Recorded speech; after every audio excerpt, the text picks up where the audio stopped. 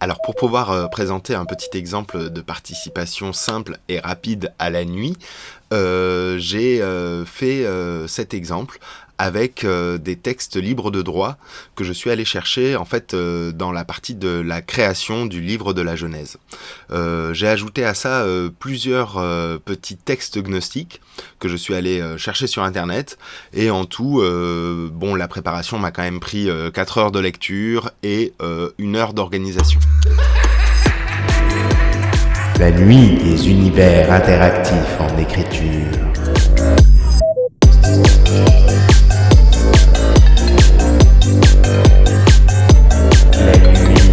Donc les conseils simples que je pourrais vous donner pour l'élaboration d'une fiction interactive, c'est d'abord de commencer par un plan, de faire un plan sur papier en mettant les différents passages que vous imaginez, les scènes importantes. Et puis voilà, dans votre plan, réfléchissez à une histoire, c'est-à-dire envisagez qu'il y a un début, un milieu et une fin, et prévoyez les passages en fonction. Moi, mon début, il s'appelle Big Boom Badaboom, c'est la Genèse, c'est le Big Bang, bien sûr. Une fois que vous avez fait ce plan, le texte, il vaut mieux l'écrire dans un logiciel de traitement de texte avant de le mettre tout de suite dans votre moteur de fiction interactive, comme Twine, là, c'est celui qu'on va utiliser. Et mon logiciel de traitement de texte, c'est Google Doc, mais je vous conseillerais aussi LibreOffice, voilà, bon, qui est open source.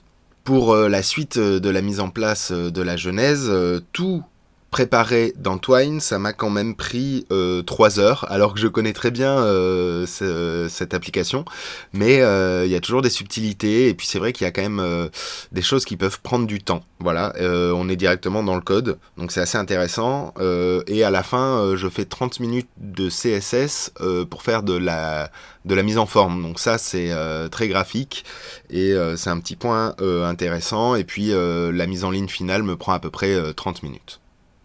Une des premières fonctions que je vais ajouter dans Twine, ça va être de permettre à mon lecteur de choisir son nom, et que donc son nom apparaisse dans la création du monde.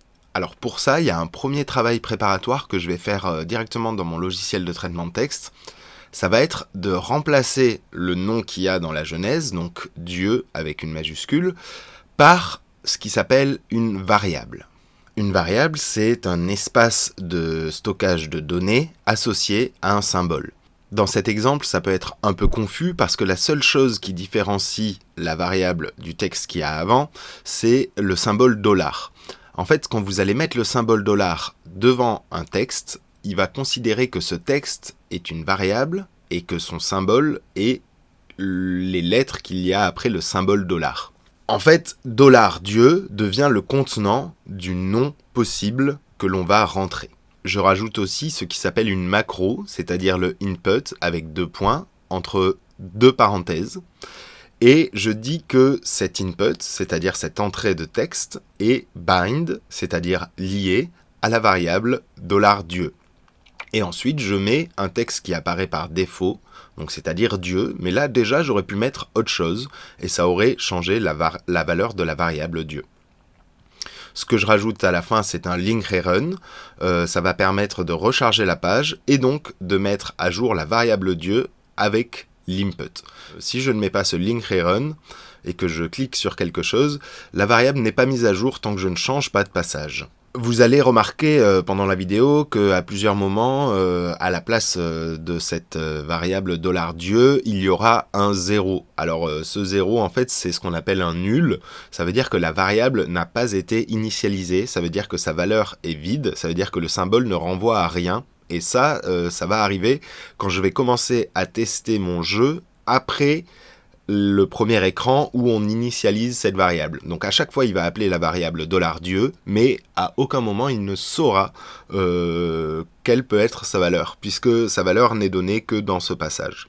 J'espère que vous comprenez ce que c'est qu'une variable et pourquoi ce 0 apparaît, parce que des fois ça va vous permettre de débugger votre jeu, de comprendre pourquoi est-ce qu'une variable n'est pas présente, pourquoi est-ce qu'elle n'a pas la bonne valeur, etc., etc. Il y a aussi un mode debug dans Twine, je vous conseille de l'afficher pendant que vous travaillez, ça va vous dire quelle variable est à quelle valeur, etc. Là c'est si vous voulez aller dans un niveau un peu plus poussé. Par la suite, je rajoute mon premier lien simple, donc là c'est entre deux doubles crochets et avec un symbole tiré du 6 et supérieur ou inférieur.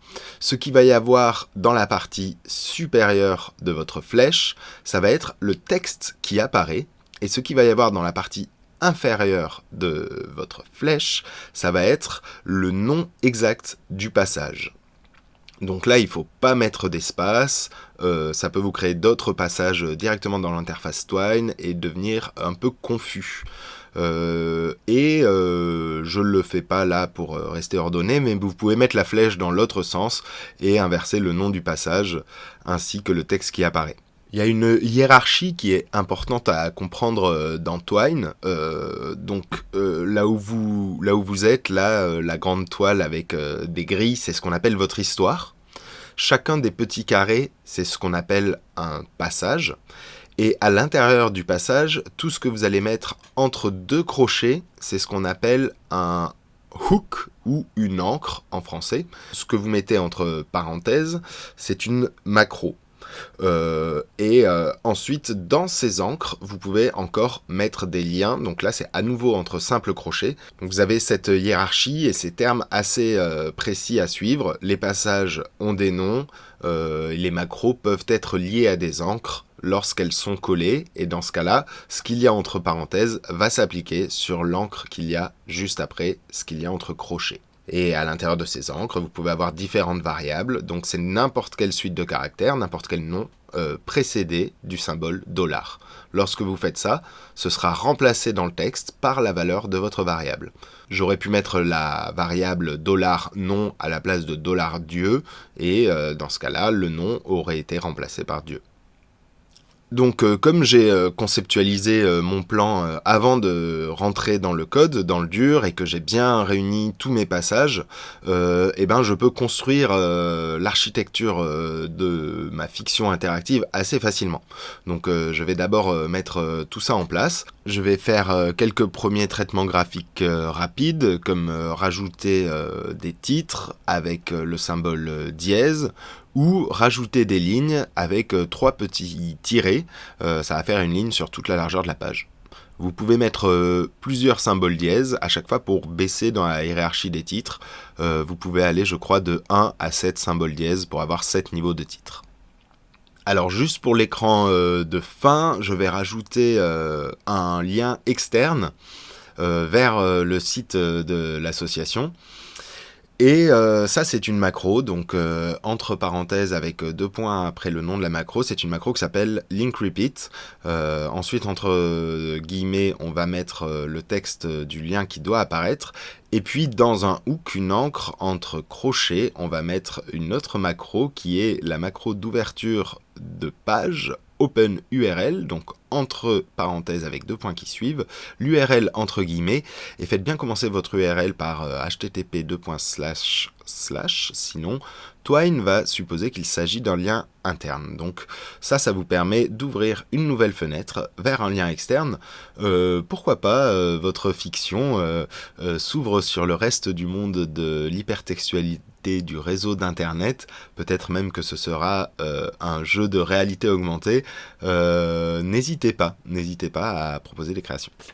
Là, je vais aller un petit peu plus en détail dans le CSS, donc c'est-à-dire la feuille de style, la page de code qui va mettre en forme tout le texte de ma nouvelle. Et donc là, vous voyez, à chaque fois que c'est en vert avec des accolades ensuite qui partent en retour à la ligne, ça concerne un élément précis de la mise en page. Et chacun de ces éléments a plusieurs propriétés, comme la couleur, que là je vais changer partout en blanc pour être sûr que tout soit blanc, et aussi mettre juste le texte en noir.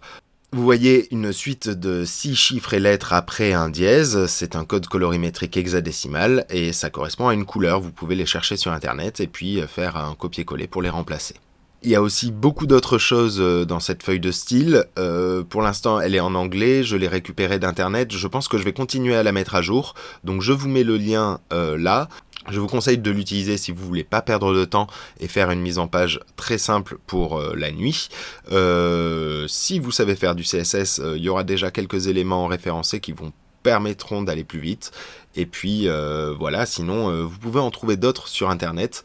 Elles seront pas toutes fonctionnelles forcément, donc je vous laisse un peu explorer ça si ça vous intéresse. Le petit truc sympa, c'est d'intégrer les Google Fonts. Donc là, si vous voulez changer de typographie, vous allez sur le site Google Fonts, vous copiez le lien d'intégration et vous remplacez celui qu'il y a dans la feuille de style et vous remplacez aussi la référence vers le nom de la typographie. Vous pouvez mettre plusieurs typographies. Je continue un test final, mais je suis plutôt satisfait de ce que j'ai fait. Il y a une progression assez intéressante. On peut suivre différents canaux, on peut se laisser prendre dans la lecture, c'est rigolo de pouvoir changer le nom, donc comme je suis content, je vais exporter ça. Donc je saurais que vous recommander d'exporter de temps en temps parce que c'est toujours bien d'avoir des différentes copies de votre projet en cours de travail. Et ça fait vraiment pas des fichiers très lourds en HTML, donc exportez de temps en temps. Et puis pourquoi pas, si vous appréciez vraiment de faire ça, prendre l'application de bureau de Twine, ce qui vous permettra quand même d'avoir tout le temps en fait des sauvegardes en local et vous serez peut-être plus à l'aise. Alors moi j'utilise pour l'instant que l'application en ligne, j'ai pas eu trop de soucis à part que j'ai pas pu récupérer mes Twine en passant d'un ordi à un autre. Je vous propose 2 tutoriels. Voulez-vous savoir comment utiliser Que faites-vous afin de rendre interactif un récit au format papier? Ou préférez-vous poursuivre et voir comment poster et mettre en ligne votre univers interactif pour participer à la nuit?